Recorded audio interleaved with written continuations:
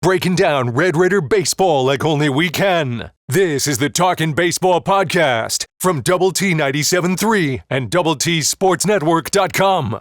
Welcome into another episode of Talkin Baseball alongside Jamie Lent. I'm Chois Woodman. This podcast, as usual, brought to you by our friends at Andrews Brothers, which you might need to call them if you've been involved in these. Perfect time to call them. Perfect time. Yeah. So give our friends at Andrews Brothers a call if you have been affected by these hailstorms like so many people have. But Jamie, it's been a couple weeks since we've sat down and talked baseball because, well, the baseball season's over, but the off season is afoot and there is a lot going on. Texas Tech still on the hunt. Well, presumably that for a pitching coach, you have plenty of players that have gone into the portal as we sit here and speak. Not very many incoming, but a big name has committed to Texas Tech on that front. And there's a Big 12 team in the College World Series as well. And I think that was unexpected going into the postseason because obviously you don't have any one seeds. So yeah, no doubt. That was definitely a surprise, and congratulations to Arizona for that. Team the Red Raiders won against in the series. Does that make you feel better or worse or indifferent? I don't know. I'm happy there's a Big 12 team there. I think I'm that way too. I hope they do well. That's the team I'm rooting for to win it all at this point. So good luck to Arizona. I mean, really, truly amazing what they did in the Super Regionals. Just hammered. 18-2 game one in North Carolina. Those folks are thinking to themselves, oh, this is going to be easy. You go to game two, Arizona it kind of went back and forth early on in that game, but late in the contest, seventh inning or so, looked like North Carolina had claimed control, and you felt like, this is not going to go well for Arizona. They find a way to come back and win it, and then good pitching performance the next day. On Sunday, next thing you know, you're heading to Omaha and North Carolina, who was really, really good this year. Have 2 bad days and your season's over. That's how baseball go. Yep, that's the case. Yep. So with that, you said you're rooting for Arizona. Obviously, it's the best thing for the Big 12 if Arizona wins, because it does feel like as a conference, when you're looking at the conference as a whole in any sport, it feels like there's more Big 12 rooting interest now than ever because of the seemingly separated or the chasm between the Big 10, SEC, and then the rest of the Power Fours and group of sixes or whatever. It just seems like that there's a lot more conference rooting going on now. And I think you and I are the same way, where if Arizona wins, it means the SEC is not winning, which is a win for everybody in baseball because of how much they seem to have separated in baseball. You know, I'm not going to lie. I probably wouldn't be rooting if it was for them. If it was one of your rivals, like a TCU or Baylor or something like that, may not be rooting for them. But Arizona is new to the conference. I don't feel like this big rivalry with them. Doesn't feel like there's a lot of hatred between the two programs. So I do think it's good for the conference. Just maybe it gets you a little bit of respect. And I'm sure the folks in SEC land are feeling like it was ultimately a down postseason for them because they were great in the regular season, had all those host sites, all the above.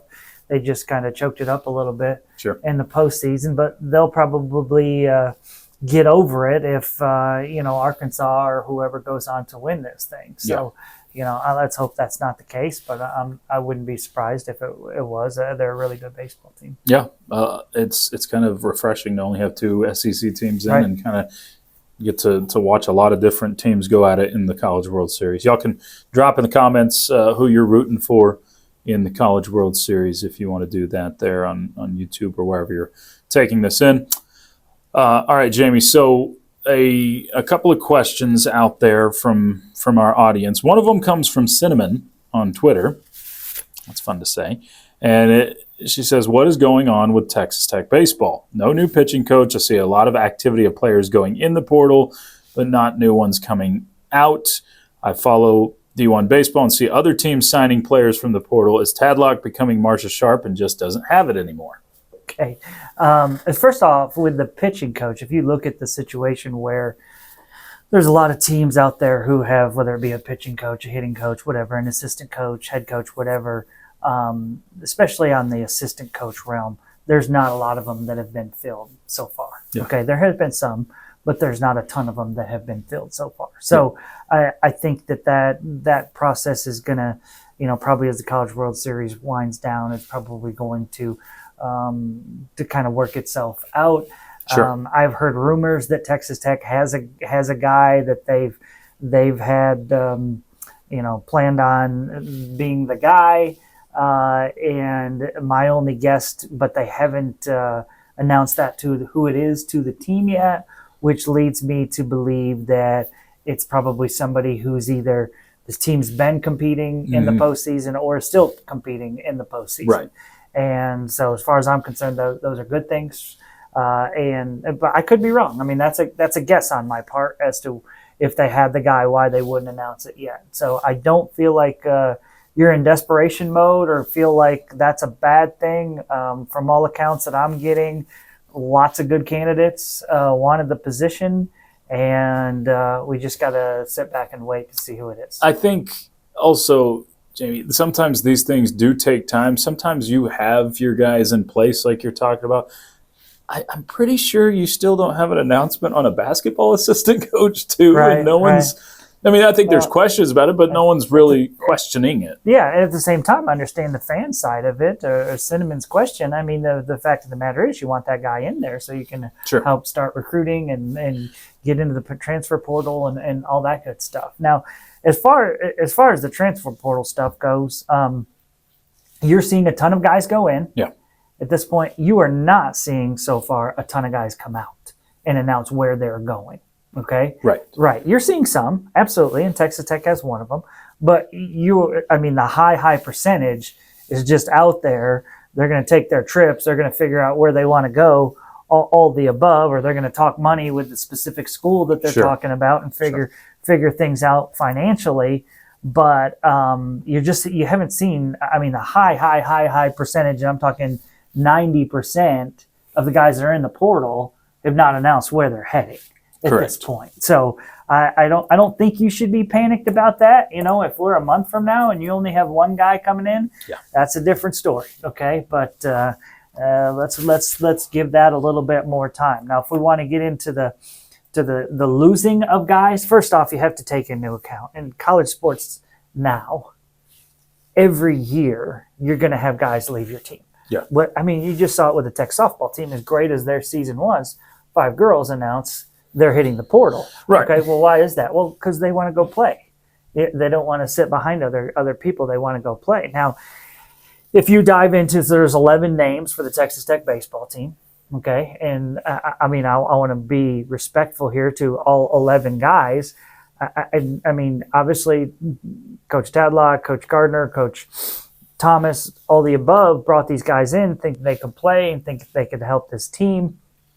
And I understand that you fully understand that sometimes it works out and sometimes it does not.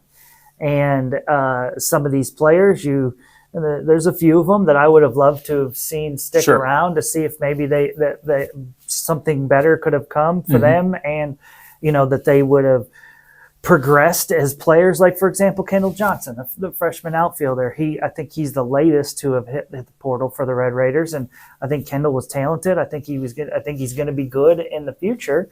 But where you are as a program right now, you feel like, hey, we need veterans. Okay, we need a little bit more pop in our lineup, and Kendall's a speed guy. He also was not starting. He's behind Kyler Thompson, and so maybe Kendall is saying, hey, I want to play. Kyler's going to be back, so I want to go play somewhere. And so you understand him leaving. Ryan Jones is another freshman that we didn't see this year that I really liked in fall ball, but he never really got healthy.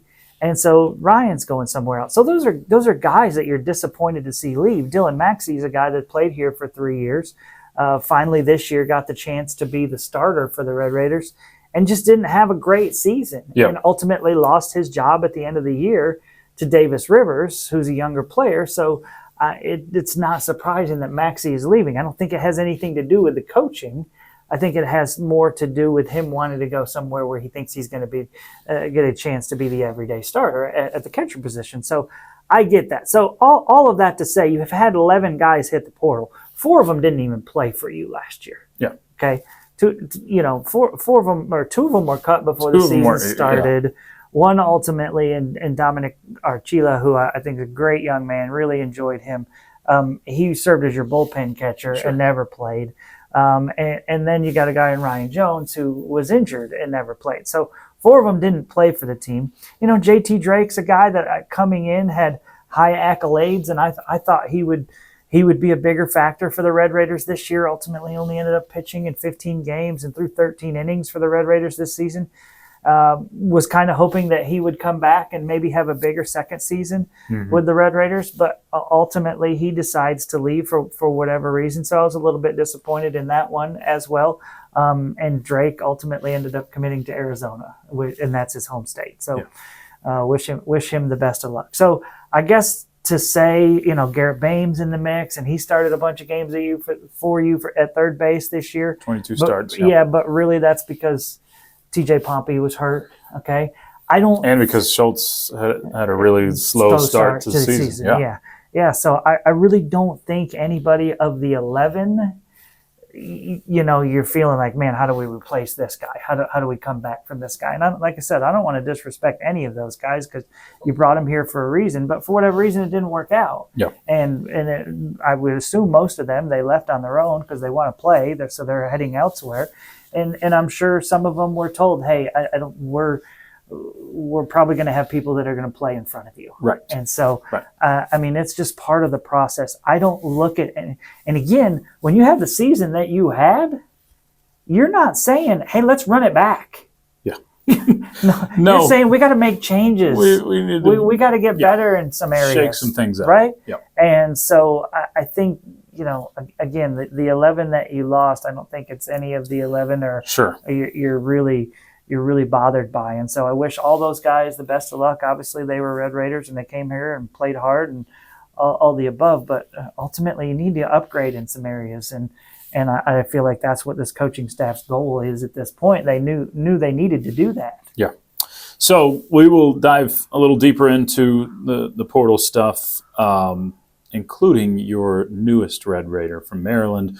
We'll let Jamie tell you about him coming up in a moment. But first, we'll pause for a word from our friends at Andrus Brothers. When you want the brand in West Texas roofing, there's only one company to call, Andrus Brothers Roofing. Like our Red Raiders, Andrus Brothers knows that to win, you have to be better than your competition and you have to dominate in all phases. With over 40 years experience, Andrus Brothers has mastered these concepts. So when the high winds and debris damage your roof, there's only one company to call, Andrus Brothers Roofing. Accept no substitutes. Stick with the starters on the ABR winning team. Andrus Brothers Roofing, we nail it every time. All right, Jamie. First, we want to remind everybody, you can go to doubletsportsnetwork.com, and Jamie's been keeping up with the transfer portal. It's kind of hard to find places online that do that in baseball. You can find it everywhere in basketball and football, but in baseball, Jamie, for Tech specific, has been keeping you up to date on the transfer portal tracker. So all you got to do is go to doubletsportsnetwork.com, and it's pinned there at the top of the page if you want to keep up to date. So you mentioned 11 different guys in. You've got one so far as we sit and record this that is incoming towards Texas Tech from Maryland. But before we talk about him, what is the biggest impact loss to the portal for Texas Tech so far in your eyes? And has any, and this is, you throw with all due respect on that, but is there anybody in the portal from Texas Tech that you can't live without at this point? Yeah, I don't. I would tell you JT Drake was the guy that I thought had the greatest chance to impact the team next year. But ultimately, 15 appearances and an ERA that's almost 6. It's hard to say you can't live without him. But in one of those deals where the second year I expected him to be better. Right. And so that to me was the biggest impact loss for the Red Raiders. But again, it wasn't like he was one of your weekend starters. It wasn't like he was, your ace out of the bullpen or anything like that. So I don't think it's that, there's any of those losses that really cripple this team next year. Yeah, that's kind of how I felt. Drake was the number one on that list where I was like, just kind of to make you darn, I wanted to see him again. The Dylan Maxey thing is also felt like he was way better than his 5.93 ERA. I agree. Yeah, sometimes gets inflated, or sometimes you leave runners on. One or two bad outings. Yeah, you can leave runners on, and someone else can't close the door for you. Sure. And I think that happened a couple of times for him. The Dylan Maxey one, I guess from an emotional standpoint, seeing a guy that's been here for so long. Absolutely, and waited his turn, kind of sat behind Kevin Bizzell and really played well in that role as the secondary catcher, and had 2 good seasons for the Red Raiders, and you expected him to take a big step forward. Dylan had some not to get too deep into it, but some personal losses with family members this season, and I'm sure that kind of weighed on him a little bit, but just didn't have ultimately the season that we had expected. And it was a great Red Raider for 3 years, and I think we all appreciate him for that. It was a fun guy to be around, and I think his teammates liked him, all the above. But again, like I said, ultimately at the end of the season, Davis Rivers was the guy who was taking the majority of the reps behind the plate, and I'm sure Dylan just wanted to go somewhere for his senior year where he knew he could play. And he's one of those guys, I think, that a lot of Red Raider fans will be like me, and hopefully he lands outside the conference, and I'll root for him to have a ton of success wherever he lands. But that is the nature of the transfer portal beast. Also, the nature can be a good thing, like getting Hollis Porter from Maryland. There are, I think, more than whispers, but comments, and it seems like some donors out there didn't like how this season went, and maybe will put the money forward a little bit more with baseball. This seems to be a start to that. We'll see, because this was a guy, the first baseman from Maryland, that seemed like he was sought after by quite a few big programs out there. Yeah, some really big programs, no doubt about it, across the country.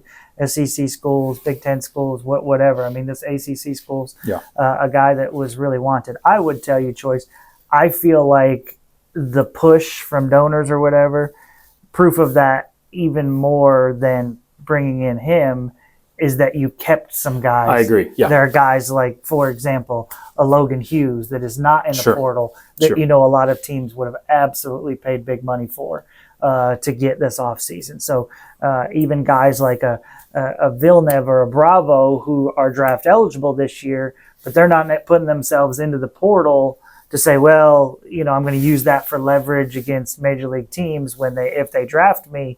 None of those guys have headed out. Tracer Lopez, guys like that, so that you feel like are talented and important to this team. McHugh, moving forward. So I think there's definitely the rumors that you hear that there's been a push to keep some of the key players from this year's team from leaving, and to help bring other guys in, because it's all so incredibly important. Absolutely. Yeah.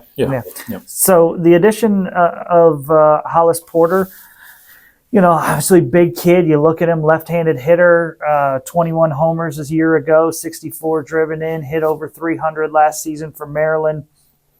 Played a season in junior college ball, started his career at Mississippi State, where he redshirted. So this will be ultimately the 4th school that he attends. But just his junior season, his junior season, because he redshirted that first year. Never played for Mississippi State. He is a right-handed thrower. I mean, I can't find anything on him playing third base. I've only seen him be listed as a first baseman. And so the question that you would have is, you found out late in the year that Robin Villeneuve had a year of eligibility, and that he had the opportunity to come back because of his junior college years. And those years not counting. Right. And so if Villeneuve comes back, Villeneuve actually played some outfield at Tennessee. He's listed as a first base / outfielder. So I wonder if Robin could move to a corner outfield spot. I also wonder if it's just we're going to play one of you at DH and one of you at first base. This is a power bat, and you desperately needed more power this year. You just there were stretches where you'd go through a weekend with 2 or 3 extra base hits, and 1 home run. You need, and the funny part of this choice is probably a year ago, we're sitting around going, okay, you need a better mix of power hitters and some guys on base percentage guys. And it feels like maybe it weighed a little bit too much towards one side of not getting the power that you wanted to get. I mean, you really, and obviously not having TJ Pompey for most of the season is a massive factor in not having the power, because that's a big time run producing bat for the Red Raiders that would have been in there almost every single day. Yeah. And, he had 5 homers in his first 14 games before he got hurt, or 15 games or whatever. I mean, would have made a big difference for Texas Tech. And so anyway, I just, you just want to add more run producers to your lineup. And coming into the off season, I felt like, whether it be the DH spot, whether it be third base spot, whether it be catcher spot, whether it be an outfield position, because you possibly lose Damian Bravo to the draft, all those were areas where you could probably upgrade with bigger bats. And so Hollis Porter kind of fits that mold. So you get a bigger bat here, Jamie. Last question before we wrap this up is, what is your transfer portal wish list right now? Is it purely pitching, or is there something outside of that? Well, I would say starting pitching and relief pitching and midweek pitching and weekend pitching and relief pitching and closers and setup guys and right-handed pitchers and left-handed pitchers. Okay. And if there's any ambidextrous pitchers, I'm a fan. We could go with that. It's always all of it. So I guess my point is, I feel like they need to add depth in the pitching rotation. I mean, in rotation staff as a whole. You possibly could bring back all 3 weekend starters. Okay, sure. Okay. But at the same time, if that's going to be the case, you need those guys to pitch better. They got to be better. Simple. Yeah, they got to be better. Simple. So you want to put pressure on them to be better. You want to, if you can over-recruit them, recruit higher than them, whatever. Any way to put pressure to make the team better, you want to do it. I mean, losing Jack Siebert and what he did for your bullpen, it's going to be huge for this team. So you need that dude, back. Yeah. You need Parker Hutera back to, man, he was throwing so well before he was injured. Absolutely. That's another guy that maybe doesn't get talked enough about, that would have made a big impact on the season for the Red Raiders. For sure. He's not there at the beginning of the year. He's not there at the end of the year, and you really missed him. So hopefully he can come back and have a big 2026. But I just think you need a lot more pitching depth right now. I think that's pretty simply put, and hopefully we see a lot of those incoming guys as the portal news and weeks go along.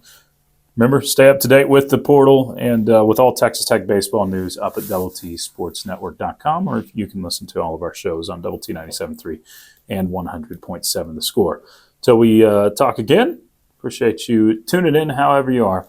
This has been the Talkin Baseball podcast, brought to you by Double T 97.3. Breaking down Red Raider baseball like only we can. This is the Talkin Baseball podcast from Double T 97.3 and DoubleTSportsNetwork.com.